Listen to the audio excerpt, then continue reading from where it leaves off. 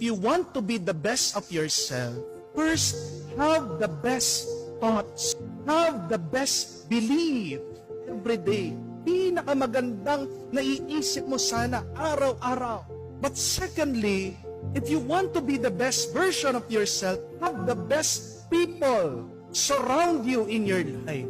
Pinakamabubuti, pinakamababait na mga kaibigan at mga tao sana ang pakisamahan mo. Una, suriin natin, what kinds of thoughts do I have every day? Dahil tandaan po natin, wala tayong nararamdaman na hindi nag-umpisa sa ating kaisipan.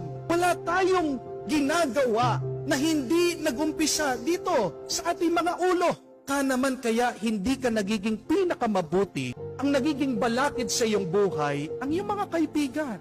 And when you have the best people, you will also be best.